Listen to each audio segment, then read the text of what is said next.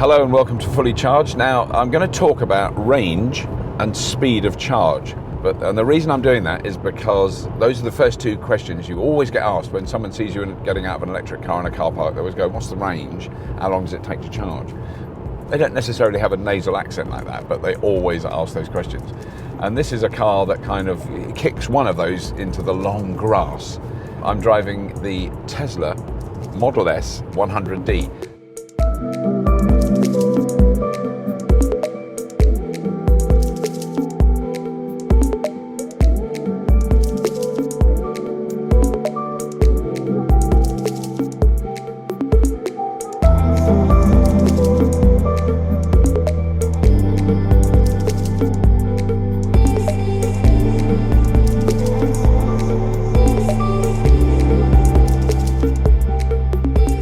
Now, when I charged this car up when I first got it, which was in London a few days ago, it was on a supercharger, and I waited until it was at about 310 miles range, and then I started driving. And I drove in the first leg. I had to stop for myself, but not for the car, just over 280 miles before I charged it. And that was just because there was a supercharger at that point. It really does do that kind of distance. Well, no human being, I don't think, it's not healthy for any human being to sit in a car long enough to drive that far, because that is about 5.5, 6 hours driving on UK roads. That's not healthy to sit down for 5.5 or 6 hours without moving. There must be some salesmen who have to hammer up and down various motorways in their diesel cars that can do it. But I mean, they get lots and lots of bladder issues later in life. So this is exactly the same looking car as the one I drive regularly. I drive a Model S 85 kilowatt hour battery. This is the Model S 100D, which has a 100 kilowatt hour battery and dual motors, which is another way of saying four-wheel drive. So there's a motor at the front and a motor at the back. So the 100 kilowatt hour battery, I think in 5 years will probably become quite standard in cars. It won't be the expensive top end one, and that's really proving to be the case now with electric cars, is that price reduction of batteries and the increase in capacity of them will become the norm. And I think 100 kilowatt hour battery is sort of what you basically want. A car that does 250 to 350 miles. So if you had a smaller car, more efficient system, than the Tesla, and when I say more efficient, I mean because it could be lighter. This is a really big luxury car. There's a lot of extra weight in all the gubbins. That's one of the things that has been revealed by the Tesla GT racing series, is that if it is possible to remove 1,100 pounds, which is roughly 500 kilograms of weight from a Tesla, and it still works, that shows you how much all this stuff weighs. This lovely chair I'm in, very, very comfy, probably quite heavy. So, you could make a much more efficient vehicle in those terms, but a smaller one and a lighter one.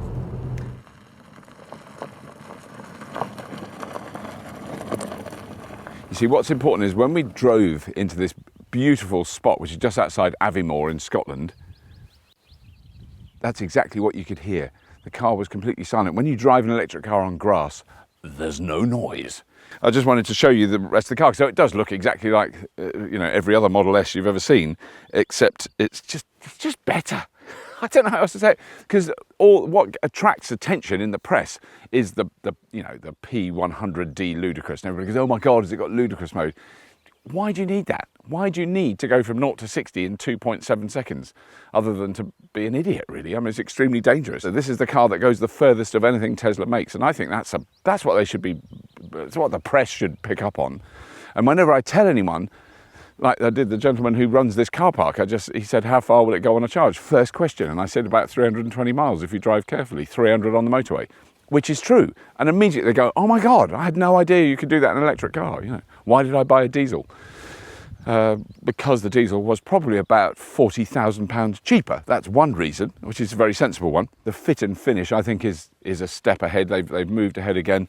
The carbon fibre dashboard, it's not polished walnut veneer like my friend Chris Barry would like it is carbon fibre, but it doesn't need a lot of maintenance. And this has got all the extra trimmings that I'm not used to, like the charging door.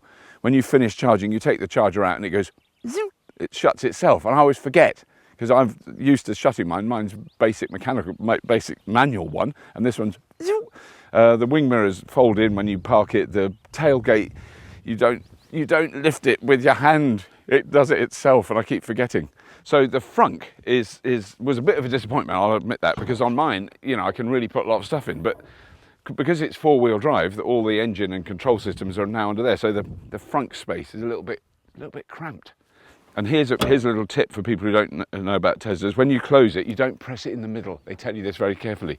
You press it at either side, but not with your fingers underneath, because that really hurts, like that. It's got all the hardware to enable it to have autopilot 2, which is sort of almost fully autonomous. I'm not even sure how autonomous it is, because they're not allowed to turn it on yet. So it's not turned on in this car, but it can technically drive itself. I don't know where, probably not in a grass car park, but you know, on most roads it's capable of. But at the moment it can't do that, but that's why it has all these extra cameras. It has, I can't even remember, there's a lot of cameras up there. It's got lots of other sensors all around it. It's certainly very sensor aware of its surroundings. So there's lots of room in the back. It's a very big, spacious boot. That is the CHAdeMO adapter. That end in your Tesla, that end on the CHAdeMO. Not that I've ever made a fun or played with one of these. It's just a piece of electronic connection equipment. That's all it is. Thing I always forget to do, show you what the back's like. It's very comfy in the back. I've ridden in the back of mine many times when my wife's been driving, and it's very comfortable in the back. There's plenty of leg room, even for me. I'm just 6 foot tall. We've got the front seat right back to accommodate the grossly overweight camera operator. So, you know, there's plenty of space in the back. It's a very comfortable ride. Nice headrests, you can nod off.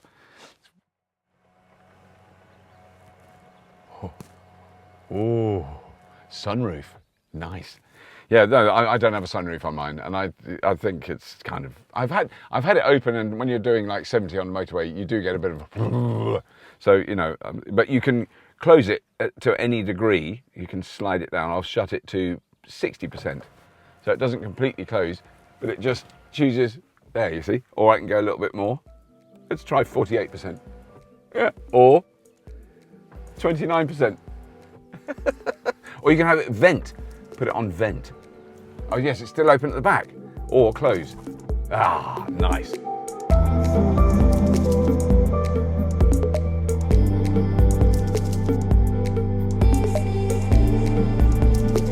So I was very lucky to be loaned this car. This is one of the first 100Ds in the country. There's already P100D Ludicrouses, and there's already P100D Model X's, but this is the first 100D, one of the first 100D Teslas in the country. And I was hoping we could borrow it because we've just driven to Orkney. So I drove from London to Hull to Inverness to Orkney, scooted around Orkney for a bit, then drove back, and we're now on our way from Inverness to Glasgow, and we're sitting in some lovely roadworks in the middle of the woods. I mean, it's a very nice place. If you're going to get stuck on a motorway, this isn't bad, really. Let's see what we can hear outside.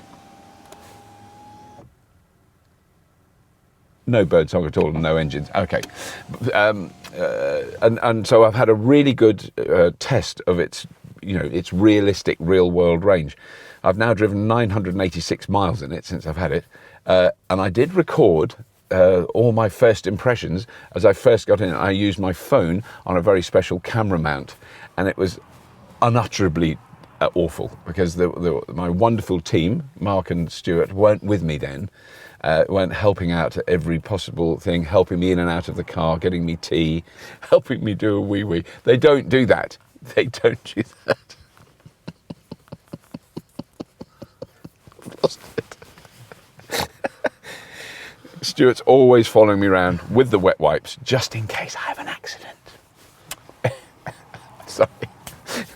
But so it was very badly shot, and it's unwatchable and you can't hear it. And I thought I was being really clever and doing my own solo, like I used to do. I've completely lost all my skill set because I'm looked after so magnificently well. So it's so there's no footage of that. But believe me, I've driven 986 miles. I've used 312 kilowatt hours. But here's something I did notice, and I did make a note of, is that when I'd used 100 kilowatt hours according to my trip recorder, I'd already travelled 328 miles.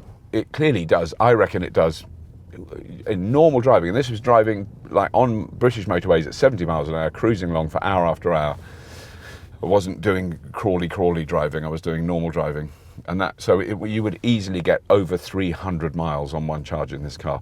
And then it comes really to the second topic, which is how fast can it charge? Well, obviously I used superchargers up until I got to Edinburgh. I used two. And that is very, very fast. That charges the car at 150 kilowatts. I've used rapid chargers in Scotland. The charge your car service in Scotland has been faultless. Every single charger I've been to has worked perfectly well. I've got the card. It went bing. It recognised it. Didn't do any of the annoying stuff. So that was all very good. But one of the topics I've been discussing recently is how quickly you charge. So there's some technology that we're going to be looking at on Fully Charged soon, which is kind of simple but quite brilliant, which is car chargers for people who have solar panels, and it's a system that only feeds into your car what is being produced by your solar panels, so you're not using any electricity from the grid. It will go down to a little trickle so that it only uses what the solar panels produce, so you're guaranteed effectively that you're charging your car with your own power, i.e. zero cost. You don't take anything from the grid at all. It is a simple statistical fact, and there's obviously variance in it, but 90% of cars are not used for 90% of the time. So if you've got 90% of the time to charge your car, you can charge it very, very slowly.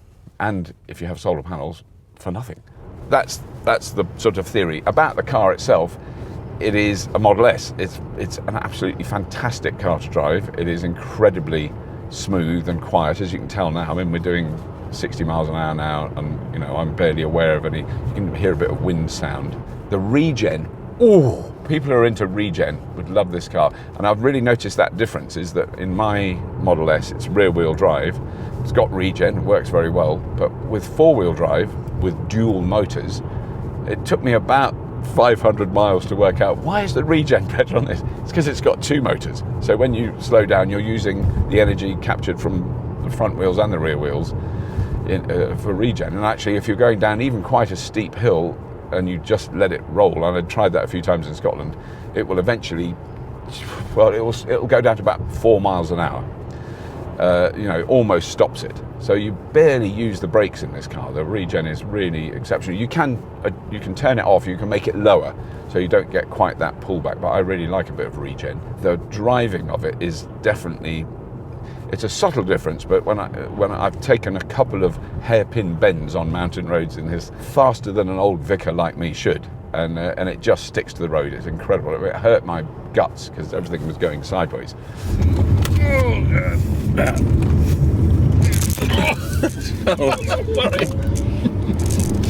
As for cost, that will appear now on a lower third, because of course I can't retain that sort of information.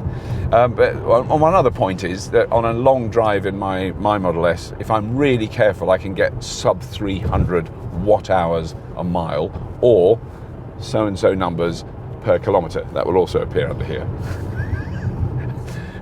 And this one is very, very similar. So that was one of the things I noticed about the Model X. Fairly obvious. It uses a lot more electricity to cover the distance. That was in the sort of 400, 420 watt hours a mile. This one, over 989 miles, has done 317. Well, it was 305 for a long time, but we got a bit bored yesterday driving across the mountains to Inverness, and so it's gone up a bit, which is kind of annoying because I quite like getting a low number there. But 317 is still not bad for a car this size, and we are absolutely jam-packed full of camera equipment and hugely overweight camera operators who just eat too much breakfast and walk around. I mean, if you saw the bulk wet wipes we've got, and that's just for me, there's many kilograms there. So it's been a joy to use this car. I'm massively grateful to Tesla. I wish I could say we're sponsored by Tesla. Believe me, Tesla don't give anyone anything. They never give people things. Leonardo DiCaprio doesn't get given a Model S. He has to buy it at full price. But they've loaned me this press car, and I'm hugely grateful for that. I think it's been a real pleasure to drive it. And also, it's removed any tattered remnants of range anxiety. I mean, we've got 163 miles to go today, and I've got 223 miles range, and it's nowhere near full. It's about 2/3 full.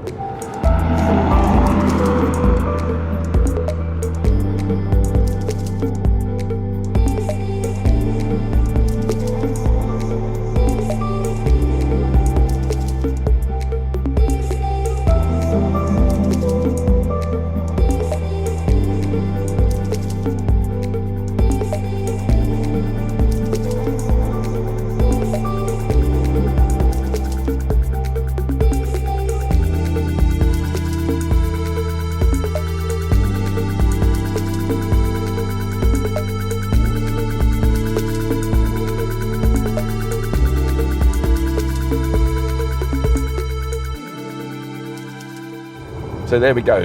Right, this is the Tesla Model S 100D. If you've got the money, or if you can cash in your pension, or sell the house and like leg it at night, leave the wife and kids there, or the husband and kids. Oh yeah, I'm not going to be gender specific. And go down to Tesla and just give them a big sack of dirty used notes and get a 100D and just like live in it, because it's fantastic. Yeah, this is the first, well, in fact really it's the first car of any sort that I've actually wished to covet over my Model S. So I'm so happy with my Model S, and I got in this one, drove it for a few hundred miles, and I suddenly coveted it. I wanted this one. I suddenly got sulky. I don't want mine, I want this one.